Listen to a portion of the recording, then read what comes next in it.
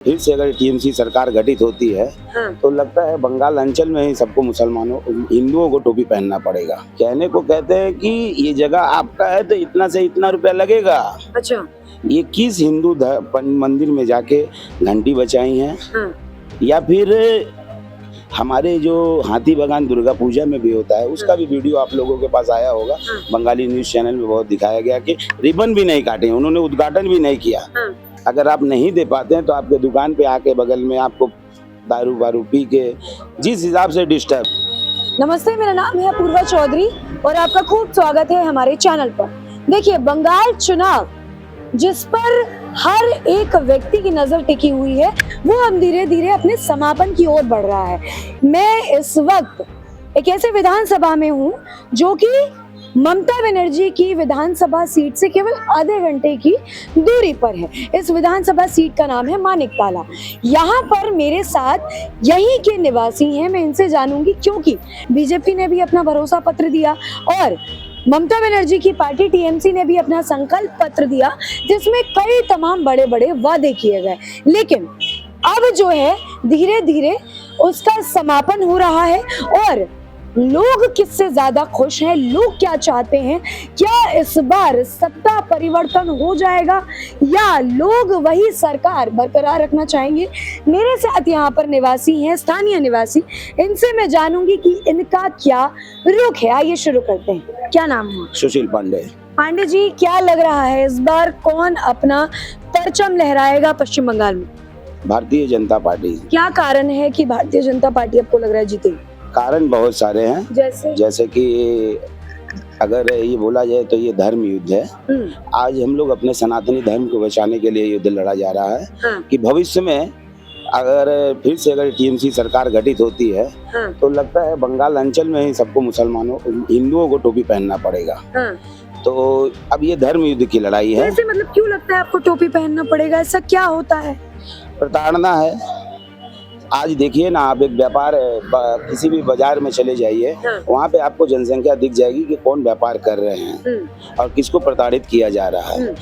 हमारे हरिसा हाट मार्केट में मैक्सिमम 60 से 70% या 40% से ज्यादा मुसलमान व्यापारी हैं जो अपना रोजन यापन करते हैं। कोई खिदिरपुर रहता है, कोई यहाँ रहता है, कोई राजा बाजार रहता है। आप हमें बताइए ना कि हम अपने एक सनातनी अगर राजा बाजार में जाके या खिदिरपुर में जाकर इस तरह से व्यापार कर सकते हैं? वहाँ हम लोग को शोषण किया जाता है। चमकानो, हाँ, हिंदुओं को चमकाना धमकाना वो सब चलता है। क्या कहते हैं? कहने को कहते हैं कि ये जगह आपका है तो इतना से इतना रुपया लगेगा। अच्छा। वो तो देना पड़ेगा। अगर आप नहीं दे पाते हैं तो आपके दुकान पे आके बगल में आपको दारू वारू पी के जिस हिसाब से डिस्टर्ब। एक व्यापारी आदमी क्या चाहता है? व्यापार करेगा, सरकार को अपना टैक्स देगा। व्यापारी आदमी सरकार को टैक्स भी दे, व्यापार भी करे और इन तुलाबाजों से भी लड़े, तो वैसे नहीं हो पाता है। क्या मुद्दा है इस बार पांडे जी वोट डालने का कि ये सोचकर आप लोग वोट डालेंगे? वोट डालने का मुद्दा है जो आदिकाल से देखे ही चले आ रहे हैं। जैसे वामपंथ सरकार 35 साल थी, उस समय भी देखें। उसके बाद हम लोग भी एक बार सोचे गए कि ममता दीदी, जब हमारे अटल बिहारी वाजपेयी जी ने 2011 के पहले वो किया था इनको, तो उसी सपोर्ट से इनको बोला गया कि ये बहुत लड़ाकू नेता हैं, नेत्री हैं जो सब धर्म को लेके चलेंगी। लेकिन आप बताइए, आप मुझे, आज भी तो सारे न्यूज चैनलों पे भी दिखाया जाता है, ये किस हिंदू मंदिर में जाके घंटी बचाई हैं? या फिर हमारे जो हाथी बागान दुर्गा पूजा में भी होता है उसका भी वीडियो आप लोगों के पास आया होगा। बंगाली न्यूज चैनल में बहुत दिखाया गया कि रिबन भी नहीं काटे, उन्होंने उद्घाटन भी नहीं किया।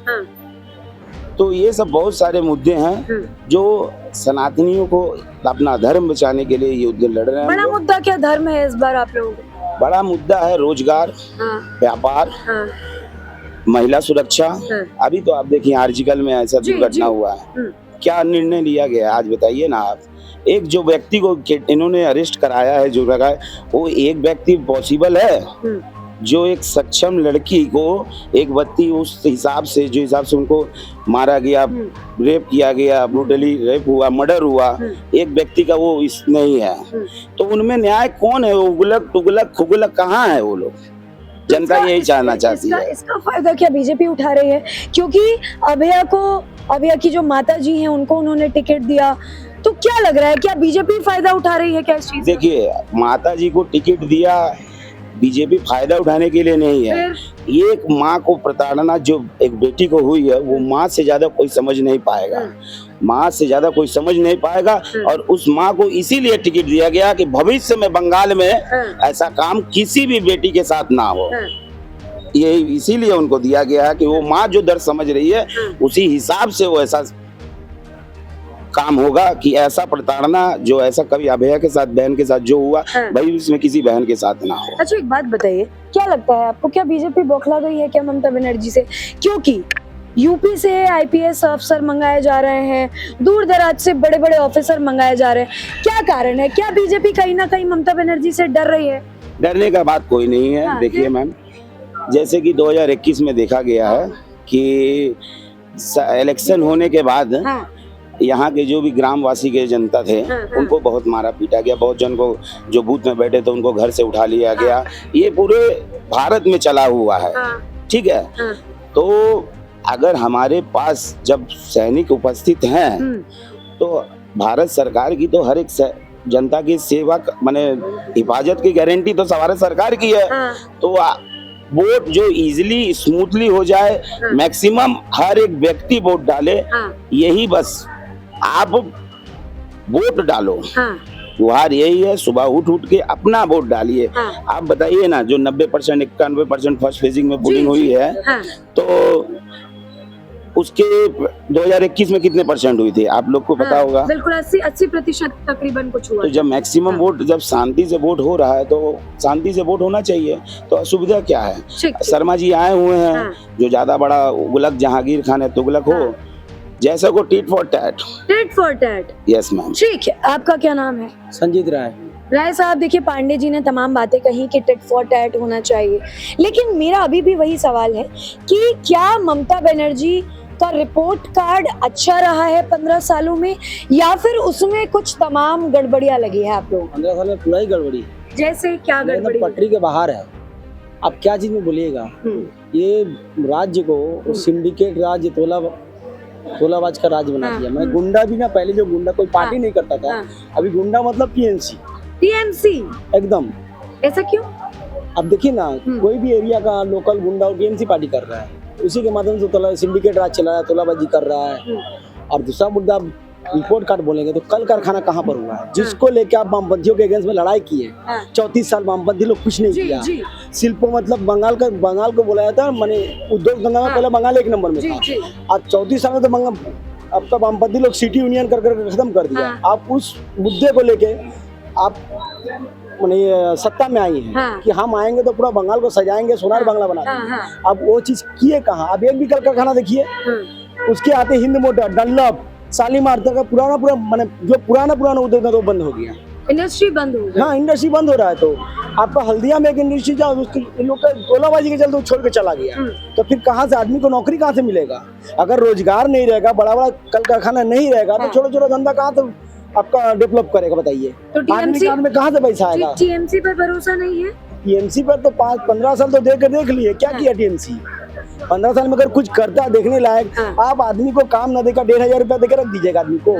आप काम दीजिएगा 10, 15 या 20 रुपए कमाएगा। आप भत्ता देंगे 1500 रुपया, उससे क्या होता है? एक आदमी निकलेगा तो। राय साहब, बीजेपी भी तो यही कर रही है, जैसा टीएमसी ने किया 1500, तो उससे डबल दे रही है, 3000 दे रही है। देखिए, बीजेपी का बात यहाँ एक मुद्दा है बीजेपी का, जितना दिन हम रोजगार नहीं दे रहे तब तक आपको मिल रहा है। रोजगार आपको मिल जाए तो स्टॉप हो जाएगा खुद ब खुद। अभी तो आदमी को कुछ देना पड़ेगा ना। तो यही तो ममता बनर्जी भी कर रही है, जब तक रोजगार नहीं है तब तक 1500। रोजगार का कोई सिस्टम ही नहीं नजर आता है। आप रोजगार दीजिएगा ना, रोजगार का कोई तो रोड मैप होना चाहिए। आप 15 साल में एक भी उद्योग धंधों को बंगाल में नहीं ला पाए।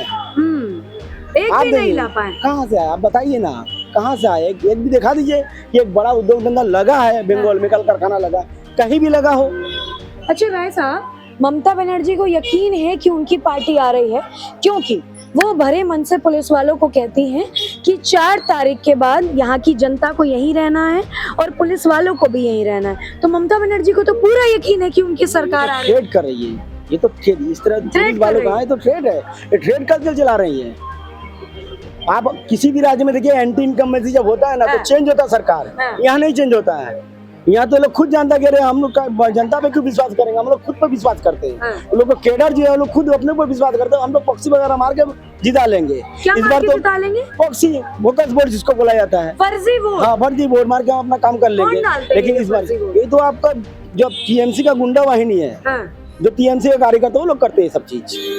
अच्छा ये बताइए क्या लग रहा है, क्योंकि उधर ममता बनर्जी अलग दलील दे रही हैं, इधर बीजेपी जो है पूरा पुरजोर बल लगा रही है कि उनकी पार्टियां है। चाहे कोई बड़ा चेहरा देखिए, योगी भी टिप्पणी कर रहे हैं, उसके बाद में अमित शाह भी आ रहे हैं, लगातार दौरे हो रहे हैं, प्रधानमंत्री के दौरे हो रहे हैं।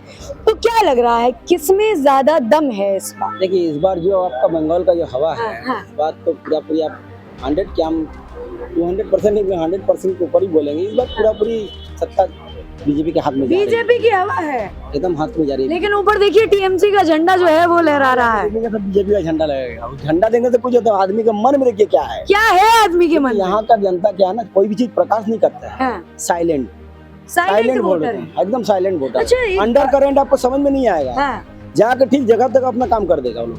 अच्छा एक बात बताइए, मैं यहाँ पर देखती हूँ रिजल्ट के दिन पता चल जाएगा क्या होने वाला है, रिजल्ट के दिन पता चल जाएगा। लेकिन यहाँ टीएमसी भी साथ में है, बीजेपी के संग है, वहाँ देखिए मैडम जी भी खड़ी हैं और कमल भी खिल रहा है। ये तो प्रचार का है ना, इसमें तो होगा ही। अब अपना वो लोग अपना प्रचार करेगा, बीजेपी अपना प्रचार करेगा, ठीक है, इसमें तो कोई ये नहीं है। आप तो साथ में देख ही सकते हैं सब। अच्छा बगल में एक और प्रश्न मैं अक्सर देखती हूँ बंगाल की वीडियोस में कि बहुत सारे लोग ये शिकायत करते हैं कि बोलने की आजादी नहीं है, लोग डरते हैं यहाँ पर बोलने से।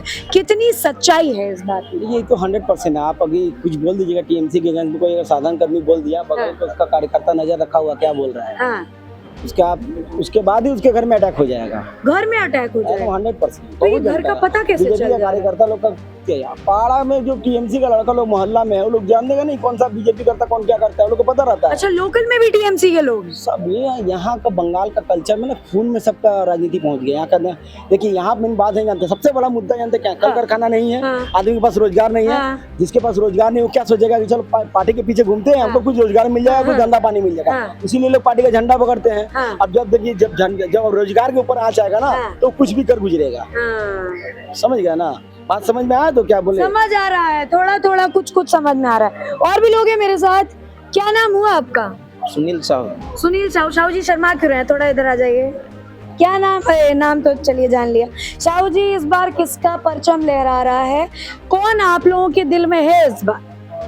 दिल में नहीं, हम लोग परिवर्तन मांग रहे हैं। 15 साल देख लिए हैं, कुछ भी नहीं हुआ है और चला गया है। आदमी का रोजगार नहीं है, ठीक है, रास्ता घाट ठीक नहीं है, ठीक है, वोट का टाइम में रास्ता घाट और भी खराब हो चुका है। बारिश होता है, रोड वगैरह खराब हो गई, बारिश होने से रास्ता में पूरा पानी जम जाता है, ठीक है, बंगाल कलकत्ता पूरा डूब जाता है, ये सब है।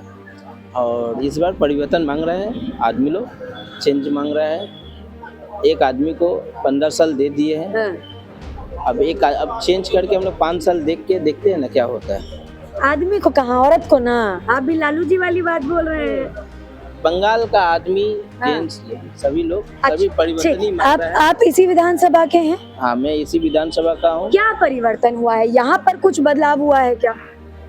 बदलाव यही हुआ है कि देखिए बच्चा लोग को बर्बाद कर रहा है। कैसे? कि क्लब का राजनीति हो रहा है बंगाल में। क्लब का राजनीति ऐसा है कि वहाँ पे एक गुट बैठता है, गुट में सब नेशा भांग ये सब होता है, ठीक है, वही नेशा भांग का जो लड़का लोग है वही लोग मार धोड़ ये सब करते हैं। तो ये वाला हम लोग नहीं चाहते, ये सरकार नहीं चाहते। हम लोग परिवर्तन मांग रहे हैं, परिवर्तन, ऐसा परिवर्तन जो पहला बंगाल जैसा था वैसा बंगाल चाहिए, सोनार बांग्ला। सोनार बांग्ला, ठीक है। तो देखिए मैं इस वक्त एक अलग विधानसभा में हूँ और ये विधानसभा चुनने का बड़ा कारण ये था कि ममता बनर्जी की जो सीट है, हॉट सीट, वो यहाँ से सिर्फ आधे घंटे की दूरी पर है। और क्योंकि बंगाल अभी बहुत ज़्यादा हाई सिक्योरिटी जोन में है, तो वहाँ जाना थोड़ा सा अभी एक रिस्क भरा कदम हो सकता था, इसलिए हमने यहीं पर लोगों से बात करना ज़रूरी समझा। बहरहाल यहाँ पर मुझे टीएमसी के भी जो है प्रचार के बोर्ड दिख रहे हैं, वहीं बीजेपी के भी प्रचार के बोर्ड दिख रहे हैं। लेकिन इसी के साथ लोगों को इंतजार है 4 मई का। क्या 15 साल जो सरकार सत्ता में रही, क्या उस सीट पर कोई और बैठ जाएगा या फिर वही सरकार जो है उस सीट पर जमकर बैठी रहेगी? आपको क्या लगता है कमेंट सेक्शन में जरूर बताइएगा। बहुत शुक्रिया।